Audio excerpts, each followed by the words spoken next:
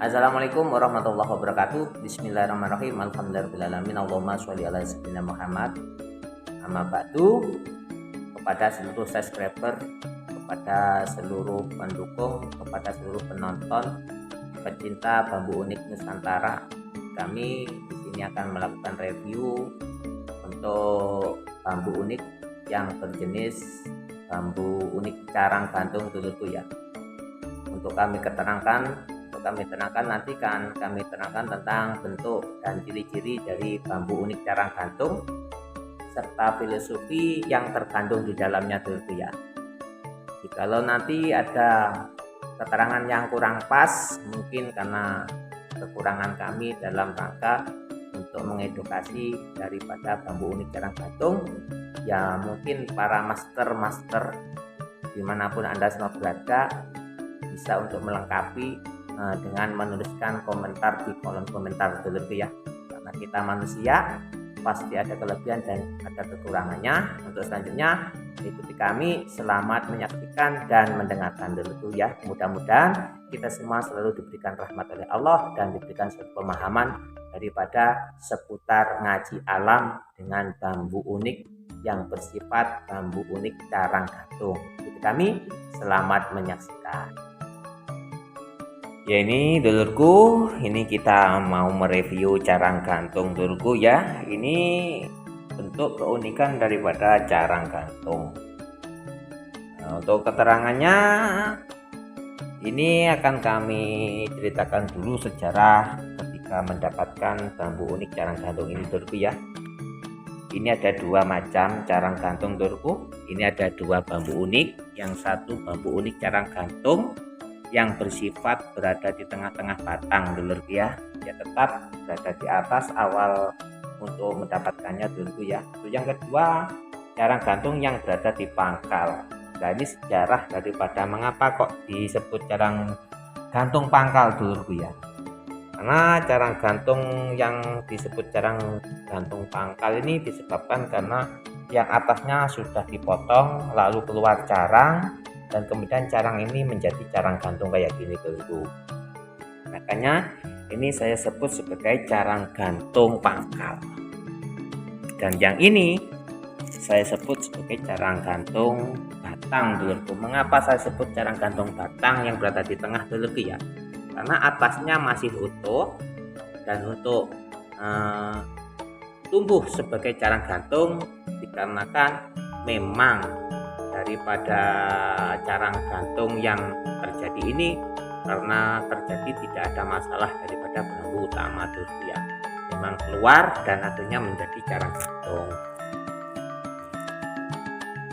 Untuk sejarah mendapatkan carang gantung yang pertama ini, yang carang gantung pangkal dulu dulurku ya, dulu ketika saya melakukan suatu acara takziah atau acara kita nyolawat atau kita takziah kepada saudara kita yang meninggal, kita melewati jalan itu sering dilewati pintu gerbang daripada makam itu dulurku ya. Ini ketika saya melewati jalan itu saya mendengar suara seperti bambu yang cetak kayak gitu dulurku ya.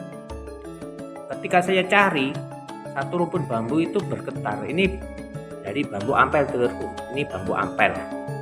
Rumpun bambu itu bergetar. Ketika rumpun bambu ini bergetar dulurku ya, dari satu rumpun bambu itu bergetar, saya cari apa penyebab daripada rumpun bambu ini bergetar dan bunyi itu apa penyebabnya. Ini untuk mendapatkannya juga unik dulurku ya, karena ada sejarah. Ketika saya mendapatkan ini, saya mendengar suara cetak di rumpun bambu. Dan rumput bambu ketika saya dekati rumput bambu itu, satu rumput bambu itu bergetar teker kayak gitu dulurku ya. Ketika saya penasaran, akhirnya saya dekati rumput bambu itu dan saya sampai mendekat ke rumput bambu. Intisari dari suara itu tetap suara dulurku ya, teker kayak gitu. Saya juga bingung, mengapa kok rumput bambu ini bergetar dan bersuara tanpa henti? Karena letak daripada rumput bambu itu berada di tepi jalan, yang jalan itu sering dilewati daripada mayat-mayat atau orang-orang yang sudah meninggal untuk dimakamkan dulu. Kemudian saya cari, ketika saya mendongak di atas ternyata saya melihat ada carang gantung ini dulu. Ini kurang lebih ke atasnya 8 sampai 10 meter dulu, kurang lebih. Makanya ini saya potong, saya ambil 1,5 meter untuk supaya gampang untuk bawa pulang. Akhirnya saya bawa pulang dan saya buat sebagai koleksi. Dan ini sejarah untuk mendapatkan carang gantung yang ini dulu ya. Ini ada sejarahnya, itu ada suara cetek-cetek dan bunyi daripada getaran rumput bambu yang berbunyi itu tadi dulu ya. Ini akhirnya saya ambil dan saya bawa pulang sebagai bahan koleksi dulu ya. Memang ini sejarah untuk mendapatkannya ada sejarah mistisnya dulu ya, dari getaran suara yang dihasilkan daripada sesuatu hal yang bersifat gaib. Nggak tahu apakah itu sebagai tanda untuk memanggil saya dan dia mau berjodoh dengan saya, nggak tahu. Yang jelas intisari daripada saya ini cuma mengoleksi bambu-bambu unik dulu ya. Kami tidak mengandalkan tuah daripada bambu unik, tapi yang saya harapkan kita akan mendapatkan suatu manfaat daripada mengoleksi bambu unik ya. Yang jelas kita berusaha untuk mempertahankan budaya Nusantara bambu unik dulu ya. Terus selanjutnya akan kami terangkan sejarah kita mendapatkan bambu unik yang 11 ini dulu ya. Ini memang bambu unik ini nggak begitu besar. Ini sebenarnya kalau kita biarkan akan menjadi besar ini, karena ini berada pada bambu yang normal dulu ya. Nah, sejarah untuk mendapatkan ini dulu ya. Ini berasal dari Desa Ngepean dulu ya. Tetap Rana, Kecamatan Bumas, Kabupaten Jember dulu ya. Ini berada di atas sungai dulu. Di atas sungai, yang sungai itu sangat lebar dan dalam. Dan bambu ini, batang bambunya itu menjorok ke tengah sungai, menjorok di atasnya sungai dulu. Ketika saya tertarik dengan bambu unik ini, akhirnya saya berusaha untuk mengambilnya dan saya panjat dan akhirnya berhasil saya ambil dulu. Ini kita membulang kurang lebih 400 atau 300 meter dari tepian sungai dulu. Jadi dari timur sampai ke barat itu kurang lebih sekitar 300 meter atau 400 meter itu dipenuhi dengan rumput bambu ampel dulu. Tapi dari rumput bambu yang begitu banyak, saya cuma mendapatkan 2, yaitu bambu sambung rosor kuas pendek dengan bambu unik carang gantung ini. Karena yang lainnya saya anggap keunikan biasa. Terus selanjutnya kami panjat dan kami ambil dan berhasil saya bawa pulang untuk sebagai bahan koleksi. Nah, untuk filosofi daripada bambu carang gantung ini adalah lambang kesucian dulu ya. Ini jadi filosofi daripada carang gantung adalah lambang kesucian. Mengapa disebut lambang kesucian dulu? Karena ini berada di atas.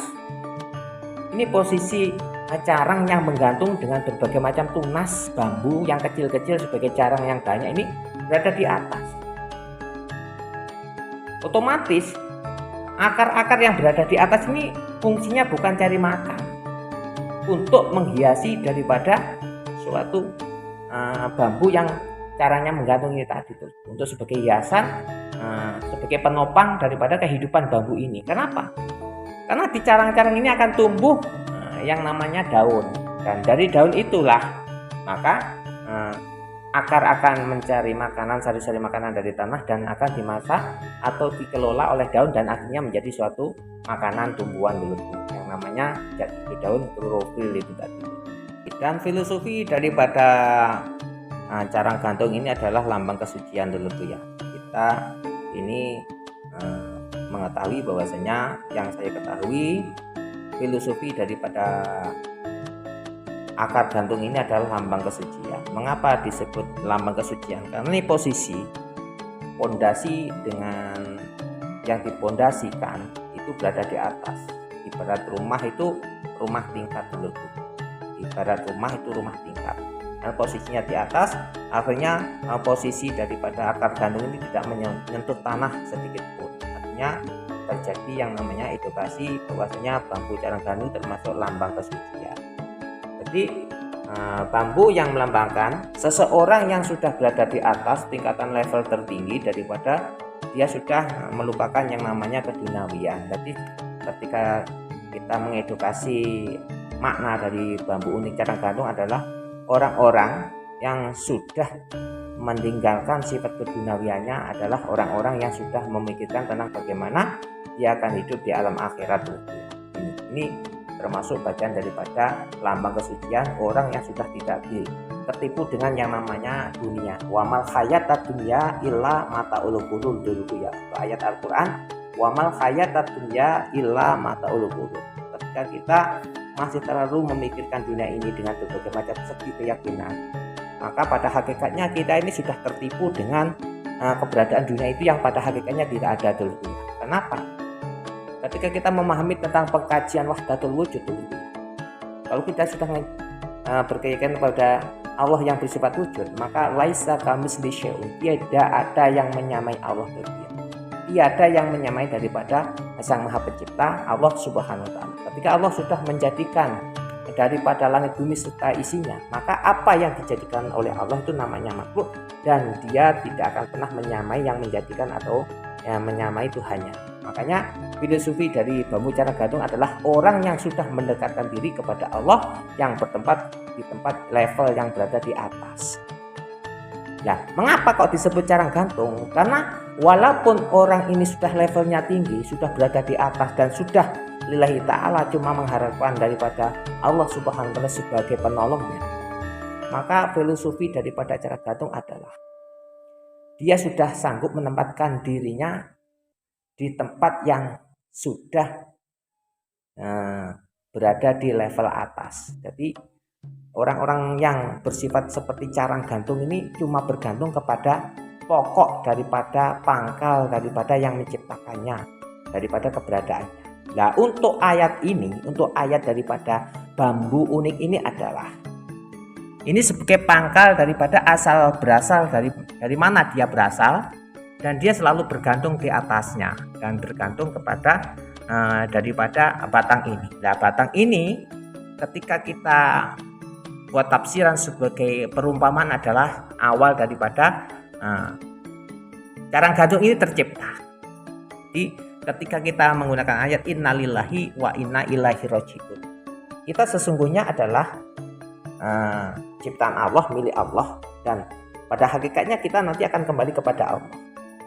Jadi makanya carang gantung ini disebut sebagai filosofi lambang kesucian adalah orang-orang yang sudah tidak terlalu berpikir tentang keyakinannya atas dunia ini, karena dia sudah menyatukan keyakinan cuma kepada Allah atau kepada Tuhan yang Maha Kuasa. Ini filosofi daripada lambang dari carang gantung. Jadi orang-orang yang mengoleksi lambang daripada carang gantung ini adalah bertujuan untuk mendekatkan dirinya cuma kepada Allah terlebih. Jadi ini sebagai ayat Allah yang bersifat Al-Quran Qadim. Al-Quran Qadim itu ayat-ayat Allah yang diciptakan, yang bukan dengan cara ditulis dengan huruf, tapi tertulis dengan suatu ciptaannya yang berada di dunia ini. Seperti langit bumi serta isinya, semuanya adalah ayat Allah yang di situ kita supaya belajar, supaya mengenal siapa Sang Maha Pencipta Allah Subhanahu wa ta'ala. Mudah-mudahan dari ngaji alam ini turku ya, dengan kita menggunakan bambu unik carang gantung ini, kita akan ingat bahwasanya kita walaupun sesibuk apapun di dunia ini turku ya, dengan berbagai macam segi permasalahan, dengan berbagai macam segi kesulitan, dengan berbagai macam segi apapun segi dari kerepotan dari dunia ini, wamal hayatad dunya illa mataul ghurur. Kalau kita tertipu dengan kerepotan-kerepotan dunia, pada hakikatnya kita sudah tertipu dengan keberadaan dunia itu sendiri. Yang penting kita selalu berusaha untuk ingat kepada yang Maha Kuasa Allah Subhanahu wa taala dengan afdhalu dzikri falam anahu la ilaha illallah. Kita selalu berpikir dengan hati, akal dan pikiran serta rasa ingatan kita kepada Allah Subhanahu wa taala dengan berbagai macam segi kegiatan yang kita lalui di dunia ini. Kayaknya cukup, mudah-mudahan bermanfaat, mudah-mudahan akan selalu membawakan suatu kita pemahaman tentang arti suatu kehidupan. Mudah-mudahan kita akan selalu mendapatkan berkah dari kehidupan yang berada di dunia ini dan selalu mengingat Allah yang Maha Kuasa, Tuhan Sang Maha Pencipta langit bumi serta isinya. Kayaknya cukup, mudah-mudahan kita semua selalu dijadikan dengan keadaan selamat fid dini wa dunya wal akhirah. Usikum wa nafsi bi taqullah. Wassalamualaikum warahmatullahi wabarakatuh.